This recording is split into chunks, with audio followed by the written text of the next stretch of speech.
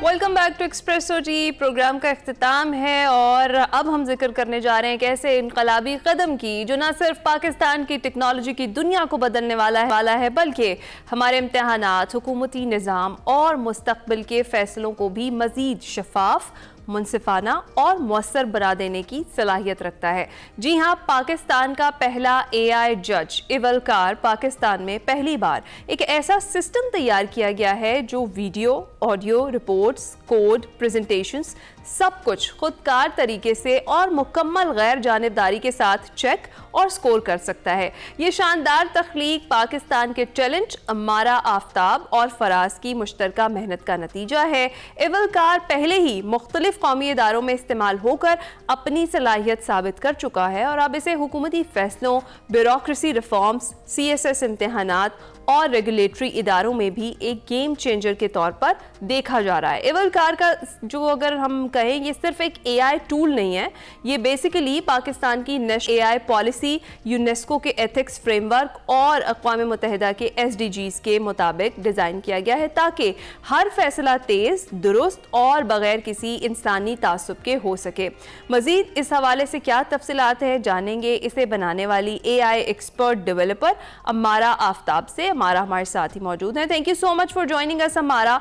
सबसे पहले तो हमें ये बताइए कि इवलकार को बनाने का ख्याल आपको कैसे आया और क्यों आया? बेसिकली ये टूल है क्या और इसे इस्तेमाल कैसे किया जा सकता है? हमारे नाज़रीन के साथ ज़रा आसान अल्फाज में शेयर करें।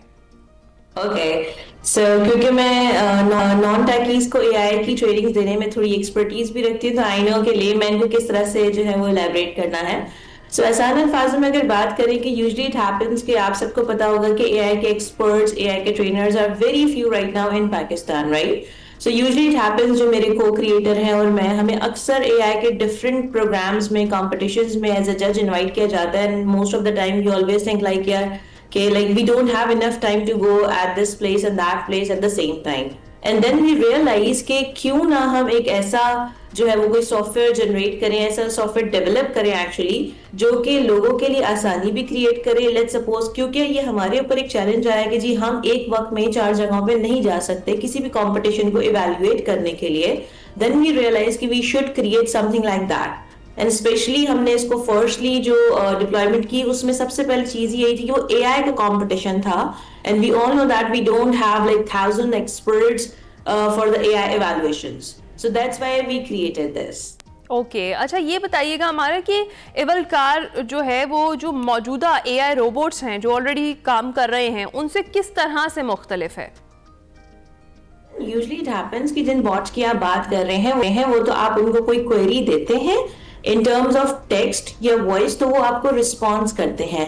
इवलकार इज टोटली डिफरेंट थिंग। इवलकार ये है कि जैसे हमने रिसेंटली थाउजेंड्स ऑफ प्रोजेक्ट्स को इवैल्यूएट किया, तो हमने क्या किया कि स्टूडेंट्स ने जो है वो अपनी वीडियोस दी, उन्होंने डॉक्यूमेंट दिया जो कि टेक्स्ट फॉर्म में था, उन्होंने वॉइस फॉर्म जो कि हमने वीडियो से एक्सट्रैक्ट की, तो आप सारा डाटा सिर्फ इसको दे देते हो और ये सारी वीडियो से इवैल्यूएशन करता है, उसका टेक्स्ट, उसके बिहेवियर, उसके फीचर्स, उसका जो फिर उसके बाद जो उसका वॉइस है वो सब एक्सट्रैक्ट करने के बाद वो फिर इवैल्यूएट करता है एंड देन फिर वो मार्क्स देता है कि जी इस प्रोजेक्ट की मार्किंग क्या होने चाहिए, क्या इसमें इतनी फंडिंग्स की जरूरत है, इसमें कितनी फंडिंग्स की रिक्वायरमेंट है, क्या इसका स्केल है। प्लस सिर्फ ये इवैल्यूएट नहीं करता कि जी ये एलिजिबल है फॉर द कंपटीशन और फॉर द टॉप पोजीशंस और नॉट, बल्कि ये उसमें सजेशंस भी देता है कि लेट्स सपोज कि अगर कोई AI हैकाथॉन के हम ऊपर बात करते हैं तो AI से रेलेवेंट जो प्रोजेक्ट्स हमारे पास आए हैं उनमें क्या क्या कमियां हैं और क्या क्या चीजें बेहतर हो सकती हैं, सो सजेशंस भी देता है एक्चुअली उसके हवाले से।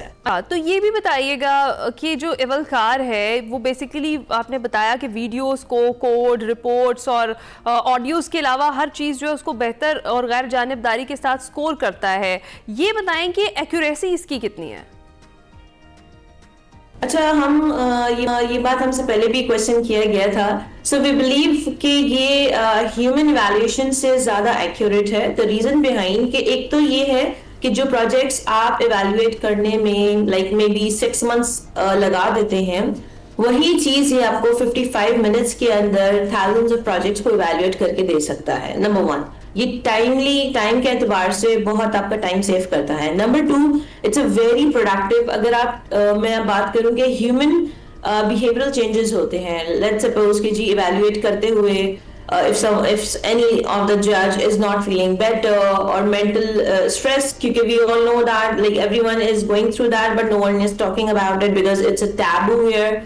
But this is the reality that a lot of people are suffering from the mental stress.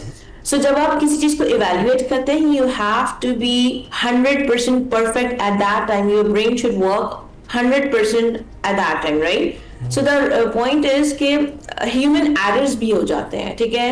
और most of the time it happens कि जी अंडर द टेबल बहुत सारे लोग जो हैं, ये वाला जो एक सिलसिला है, बहुत सारे लोगों को होता है कि जी हमारे मेरिट बेसिस पे चैलेंज आ रहा है, ये हमारे जो इवैल्यूएशन हुई है वो मेरिट बेसिस पे नहीं हुई है, अंडर द टेबल कोई चैलेंजेस हुए। तो इस सॉफ्टवेयर ने बेसिकली एवलकार ने, जो हमने एआई जज बनाया, वो सारे के सारे जो चैलेंजेस थे उनको खत्म कर दिया। यानी कि कोई भी अगर इसको डिप्लॉय करता है तो मेरिट बेस सबसे नंबर 1 पे आता है आपके पास, कि मेरिट बेस पे आपको एवेल्युएट करके देगा। सेकेंडली ये कि बहुत टाइम के एतबार से इट्स अ वेरी गुड। वही मैंने बताया कि 6 मंथ्स की चीजें आपको अगर लेट्स सपोज मैक्सिमम 2 डेज के अंदर ये चीज करके दे दें।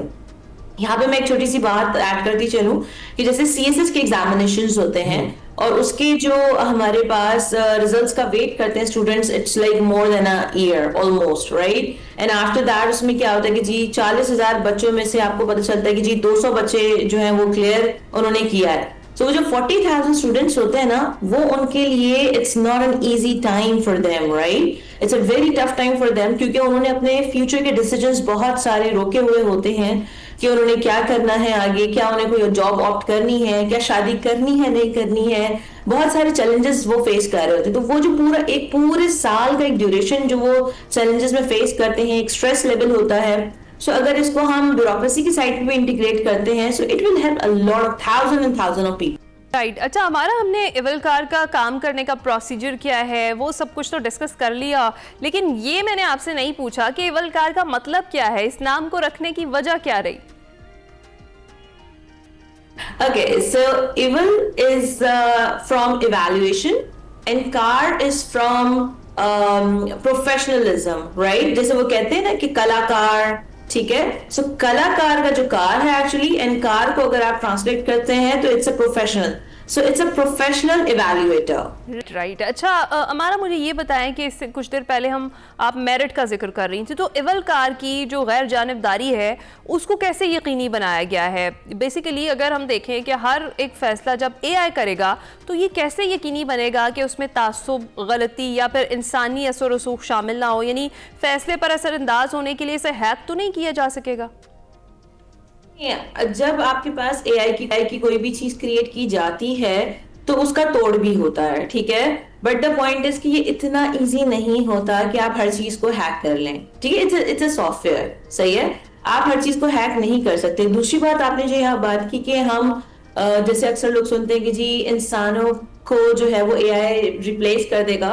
सो I still and we still say that कि नहीं, एवलकार आने के बाद हम ये नहीं कह रहे कि आप इंसानों को वैल्यूएशन प्रोसेस में ना रखें, आप बिल्कुल रखें, क्योंकि ह्यूमन का होना जरूरी है। समटाइम डेफिनेटली देखें एआई आपके पास, समटाइम इट हैपेंस कि उसमें कोई चैलेंज आ गया, उसने कहीं कोई ऐसी चीज हुई जो उससे मिस हो गई, जो कि नॉर्मली नहीं होता, but still we say that कि जी ह्यूमन को आपने, ह्यूमन के होते हुए आपने इस तरह के सॉफ्टवेयर्स का यूज करना है ताकि ह्यूमन भी इससे सीखे कि इवैल्यूएशन में क्या चैलेंज था, क्या चीज उस ह्यूमन ने छोड़ दी है, ठीक है, और क्या चीज ऐसी है कि जो उसको सिस्टम बता रहा है वो उससे सीख रहा है। सो ह्यूमन का हमने जो है ना इसके अंदर इंटैक्ट जरूर रखा है कि वो हो जरूर, हम ये नहीं कह रहे कि आप पूरा रिप्लेस कर दें उसको जज। ठीक, बहुत बहुत शुक्रिया। अम्मारा आफ्ताब हमारे साथ मौजूद थी और इन्होंने किस तरीके से ये पाकिस्तान का पहला एआई जज तख्लीक किया है, इसे बनाया है, इसे प्रोग्राम किया है, ये बड़ी ज़बरदस्त किस्म की एक कामयाबी है पाकिस्तान के लिए, ख़ास तौर पर जब दुनिया एआई के मैदान में इतनी तरक्की कर रही है तो हमारे मुल्क में वो टैलेंट मौजूद है जो इस तरह के डेवलपर्स बना रहे हैं और जिनसे काम इतना बखूबी और आसानी से लिया जा सकता है, जो कि महीनों का काम कुछ दिनों में कर देंगे। तो ये आसानी हम सबको चाहिए और हर फील्ड ऑफ लाइफ में इसका इस्तेमाल आगे हम देखेंगे कि होना शुरू हो जाएगा। मारा से हमने बात की, इसके साथ ही हम आपसे इजाज़त चाहेंगे। आपसे मुलाकात अब हमारी कल होगी। आपको जाते जाते यही कहूँगी कि हमारी सीरीज़ जो है ट्रायंगुलर सीरीज़, उसका आगाज़ हो रहा है आज शाम 6 बजे रावलपिंडी क्रिकेट स्टेडियम में। पहला मैच है पाकिस्तान का जिम्बाब्वे के साथ। मैच देखने ज़रूर जाइएगा, अपनी टीम को ज़रूर सपोर्ट कीजिएगा। बड़ी मुश्किल से ये इंटरनेशनल क्रिकेट पाकिस्तान वापस लौटी हुई है और हम चाहते हैं कि ये जो हमारी भी जीत का मोमेंटम है, जो फ्लो बना हुआ है, ये इसी तरह से बरकरार रहे। इसके साथ ही इजाज़त दीजिए, कल मुलाकात होगी। अल्लाह हाफ़िज़।